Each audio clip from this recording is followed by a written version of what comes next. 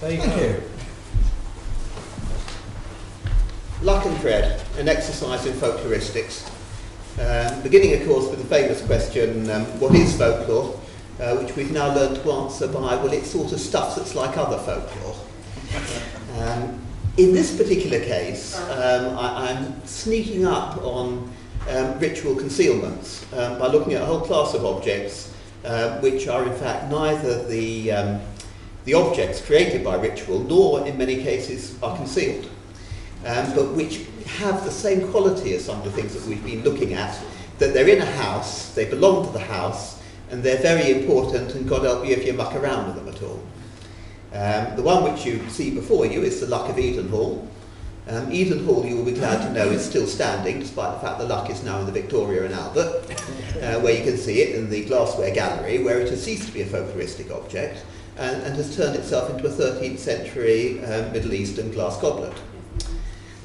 It was kept for years and years at Edenhall in Cumberland, in a leather case with the monogram IHS on it, clearly suggesting it had been given a sacred significance which its Islamic manufacturers had never anticipated. And its life history had then developed a little further at some point after the 14th century, which was when they made the Christian case for it, to a point where in 1729 it was the Luck of Edenhall, and if anything happened to it, awful things would happen. By 1789, not only was it the Luck, and you've got this interesting, slight fetishistic sense in which the concept luck becomes physically embodied in the thing, which is the luck, but it is also a gift from the fairies.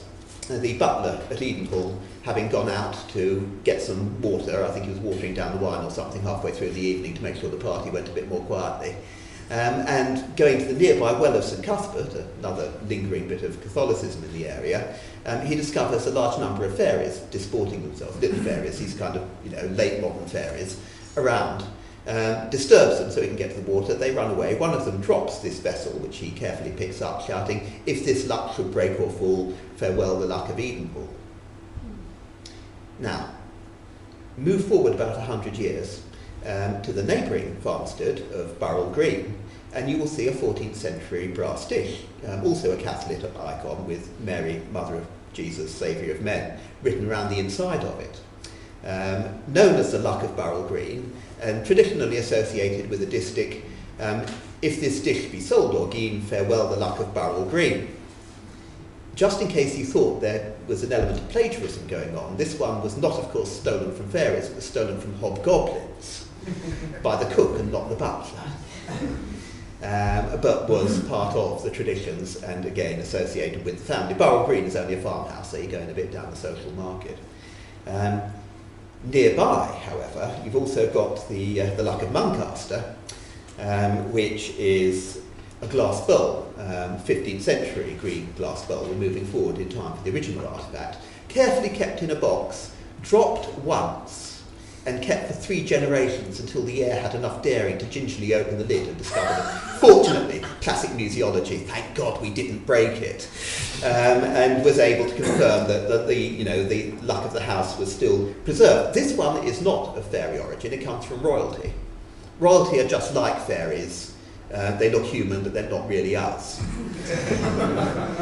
In this particular case by Henry VI, who, after the disastrous battle at Towton Moor, wandered north and was found wandering around. I mean, okay, the chap did have mental health issues, so he was found wandering around the Cumberland moors, was rescued and taken in by the family, and gave them, or blessed them, depending on which version you're looking at, the luck, which was then passed down in the family. Not to be confused with the Luck of Workington, which was given by Mary Queen of Scots, and is actually, physically speaking, a 16th century agate cup. So you notice the physical correspondence of these objects is gradually moving forward towards the present. But the kind of stories that are being told about them are the same in each case. And always, Burrell Green had a slight problem, which they had to address in the poetry, that you could drop it and it wouldn't break. But all of the others, there is a sense not only that they are important, but they are important despite or because of being vulnerable. Always behind them there is a terrifying thought they might break. The Edenhall story was that one of the more riotous lords used to actually drink health out of it, and on one occasion, having had one glass too many, actually tossed it over his shoulder after having had the drink, at which point it was caught by the butler in a napkin, because that's what butlers are for. And the family was saved. I have to say, unfortunately, because all of this material goes back to 18th and 19th century, in many cases the family is not there any longer, despite the continual existence of the house and the luck. On the other hand, the luck of Tully Allen, which is in Fife, was a cauldron, in this case obviously unbreakable, hanging from the rafters, a miniature cauldron about 8 inches across, used apparently as a sort of convenient keepsake for putting things in, where the problem was if it fell, the castle of Tully Allen would fall, and fall it did, and the house is no more and the castle is a ruin. All of this is a little cluster, and you can see that they're all getting it from each other. You know, they're picking up on a convenient narrative strand. You get this with a lot of these artefacts. I mean, we're talking in terms of the ritual concealments about almost national traditions. In terms of these fetishistic items, a lot of the stories are confined to much, much smaller areas, and it's clear that people are picking up on the story and are applying it to any object that they can get, quite frequently Catholic objects, which, as Jennifer Westwood suggested, tend to be left lying around in households in a Protestant area and desperately need a good backstory. You know, yes, it's got Mary, Mother of God written on it, but we can't get rid of it because it's the luck of the house. You've also got cases where the object becomes, you know, the point on which an entire superstructure of narrative is being based. And again, quite clearly what's happening, the exact opposite to what we've been looking at earlier, where a body of folklore exists and is embodied in something that you do. Here you've got something that you have, which sits around for about 200 years, gradually developing more and more folklore, which explains it. And yet, a lot of the stories are dealing with very similar ideas. Conspicuously, this sense in which luck and dread are the two sides of the same process. If it doesn't fall, it's great fortune and it preserves the house. If it does fall, heaven help you.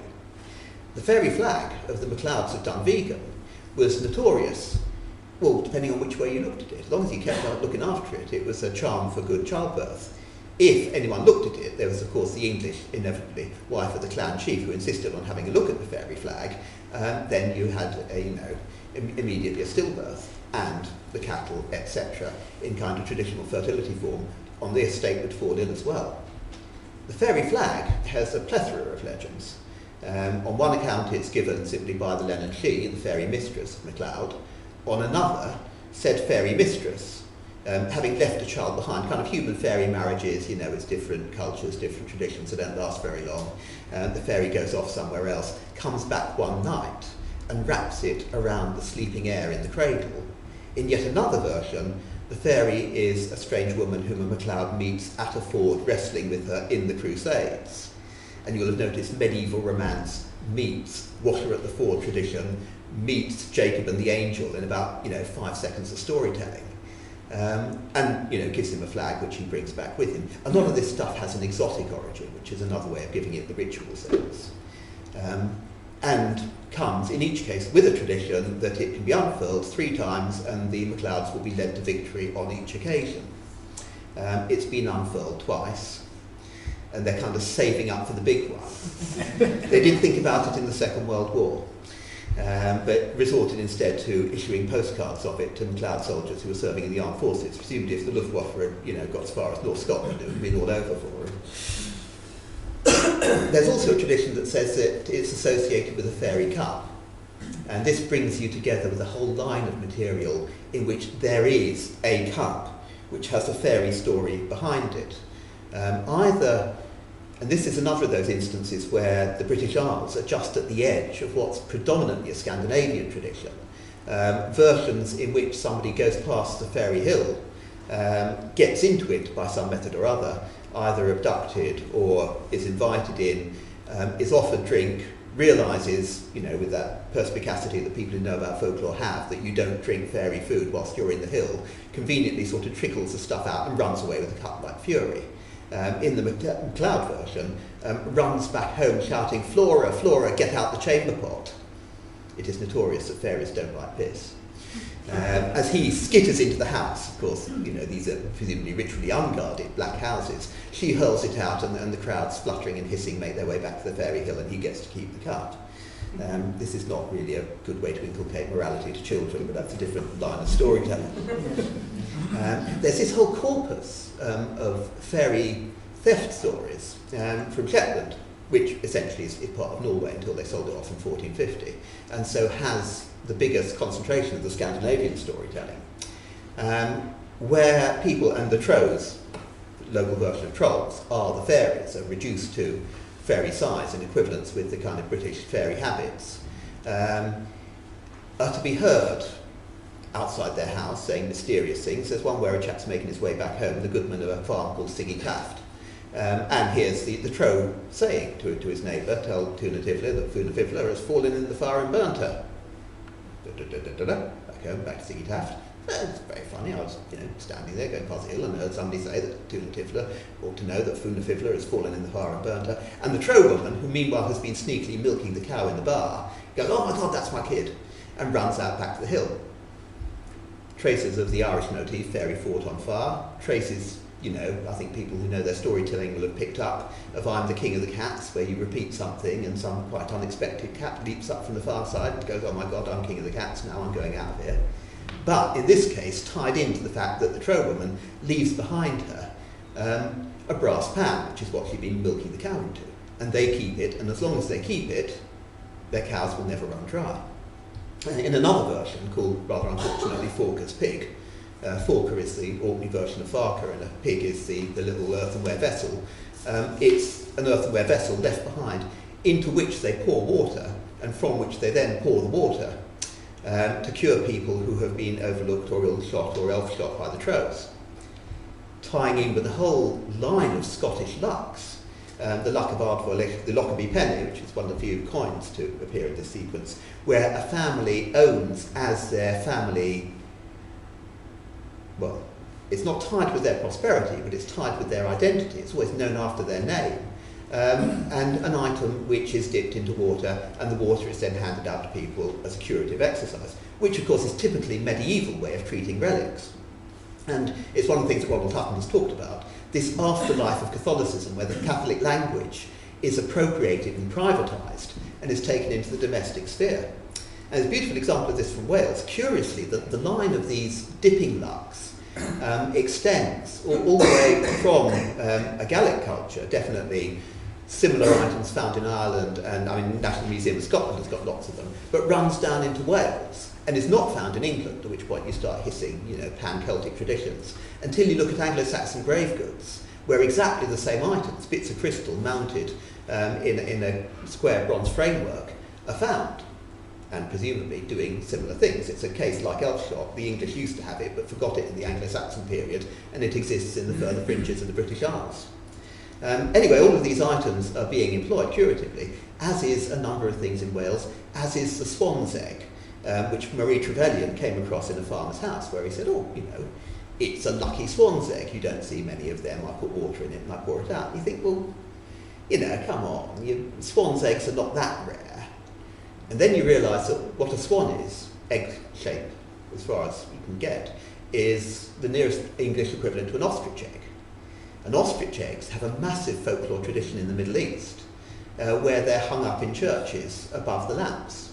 And again, one of these things where people announce that it's terribly practical, a bit like the horse skulls and reverberations. You have to have an ostrich's egg there, of course, because otherwise the mice would climb down the chandelier and they'd eat all the oil out of the lamp. And you think, aye. The beautiful thing about them, again, is they're a pan-cultural thing in the Middle East, that you get Christian legends and you get Islamic legends, both of which are prompted simply by the fact that the object is there and is calling out for a story, as are all sorts of weird things in churches. In the Norfolk Church of Winfarthing, until the Reformation, you could see the good sword of Winfarthing, which was hanging up in an aisle, and it was a very, very useful sword, because if you lost anything, particularly horses, you could go in and pray to it and the sword would take care of it, performing exactly the same function as a cunning man, but in a Catholic context. One of the problems about this is we only know from 15th century, 16th century complaints about it. So it's coming to us through a filter of Reformation polemic, because the story of it is that apparently it was left behind by a church robber who armed the teeth, just in case the sacristan was there, made his way into Winfarthing Church, was disturbed, ran away, leaving his sword behind him, and they hung the sword up as a relic. And you think, aye, you know, restoration polemic. But then you also come across another example in York Minster, which is actually recorded in the 17th century, where a cavalier, it says, full of spleen and beer, entered York Minster, and presumably, you know, the beer had more effect than the spleen, because as he got nearer the altar, he didn't actually dare do any damage, and left his weapons behind him, which were hung up. Churches, alas, these days are tending to tidy all of this stuff up. The churches are marvellous repositories because they are terminal locations, just as temples were in the classical world. Anything that ends up in a church tends to stay there. And so you've got instances. At Kinlan in Shropshire, there is a glass bottle underneath the story of, underneath the funeral effigy of Sir Blount. And Squire Blount was fine, absolutely, but a bit bad-tempered, but, you know, a family man, loved his daughter until she married a page boy, then flipped completely, and refused to allow the marriage, died, of course, of heart attack brought on by the strain, and then proceeded to haunt the neighbourhood. And like a lot of these wicked squires, very much a Shropshire thing, a lot of it's recorded by Charlotte Byrne, who had a very good ear for the way people told stories, very similar to the stuff that Theo Brown records in Fate of the Dead.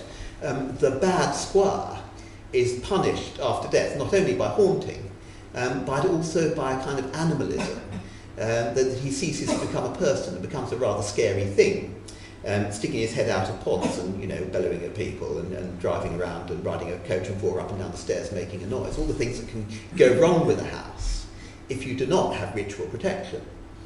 So they get the traditional circle of parsons with candles round. The candles go out one by one until one parson who can really do the praying stuff, because he's an old parson, a lot of this is again residual Catholicism, keeps on going. He knew the Latin, they'd sent him to Oxford. And then all the others light their candles from his. They pray down Squire Blount, and they pray him down into a glass bottle, which they then put in the church underneath his effigy, where everybody who actually does the dusting in the church has to be very, very careful not to drop it on the ground in case it breaks and he comes out again.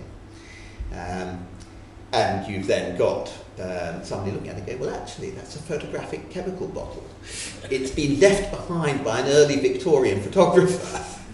And, you know, the entire edifice of legend, all of this stuff, you know. The lovely thing here is a cultural encounter, you know, where the posh person goes and actually sees it. In East Halton in Lincolnshire, the landlord, we're going down the social scale, goes around to the tenant farm, and they say, oh, well, we used to have terrible problems with the hob's rust.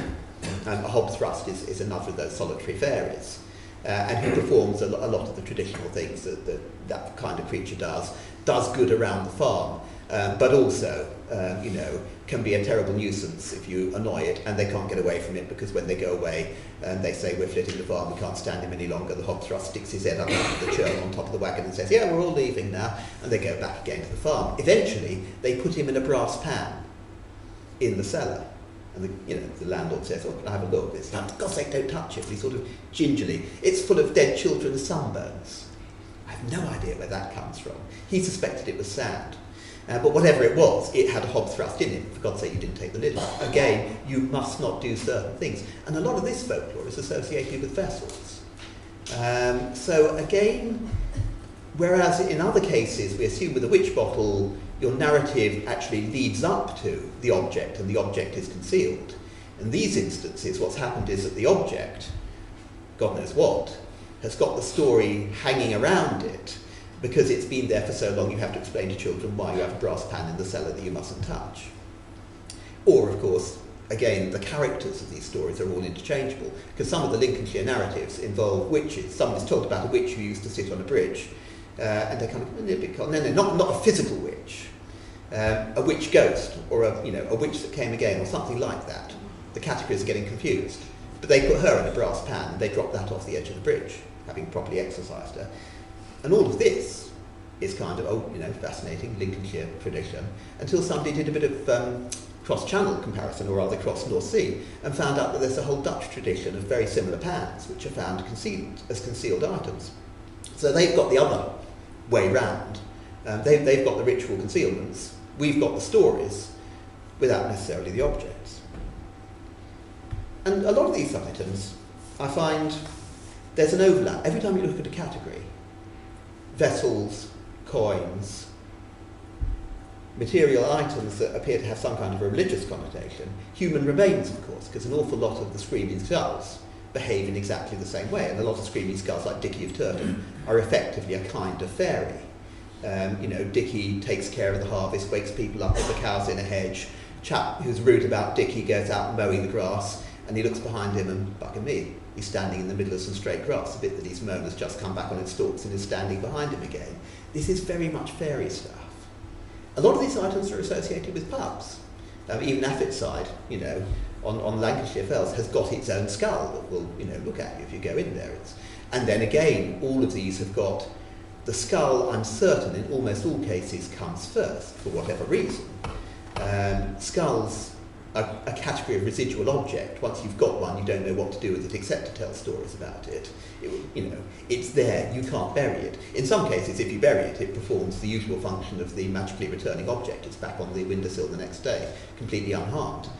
Wardlow's skull, you broke it into pieces, and it just magically, you know, stuck itself back together again and was there in one piece.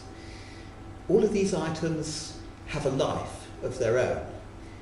And that seems to me that they exemplify the thing that Brian was talking about. They've moved from being objects in the human world to a category shift, here effected not by ritual but by storytelling, in which they've become items with a life of their own. And at this point, I should probably break off and allow you to ask any questions.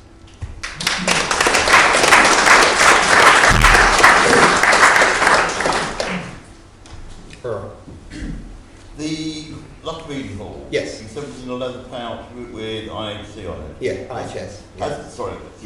Has the pouch survived as well? Yes, V&A have got that. It's a century later than the vessel. Splendid, thank you. It'd be interesting you mentioned the locket and penny. I think I read a reference to them renting it out Yes. to people. Have you come across any other examples where people have made kind of a monetary gain? Yes, rent seems to me to be a step further than what they normally did, is they left a pledge for it. And I think one or two, because of course the problem about these items from a museological point of view, you know, eventually at some point the story comes to an end. I mean, this is infuriating with all of this stuff. I've got a lovely account of a pub that used to have a heart stuck with pins above the fireplace until a tourist turned up and put it in his pocket and walked off with it. There are frequent stories about high pledges being put down for these Gallic ones. They then occasionally say, but somebody walked off with it and they were only left with the pledge. The Marquis of Waterford had a small rock stone transparent artefact. I'm trying to avoid calling it the Waterford crystal because he didn't, but he actually says, you know, rather charmingly, obviously, you know, ascendancy, that, you know, it was loaned out to the peasantry who, much to their credit, always returned it. I think some of the rent stories are actually not really literal, but to be taken as an account of the failure of the trust system. Which of the Kinloch blunts was the squire in the story? I asked because I used in one of my own lectures a slide of George Blunt's tomb. Yes, it is George Blunt. It's him, is it? Yeah. That's great, because that's now going to add an extra dimension to my stonemason in there. Brilliant. Thank you for that.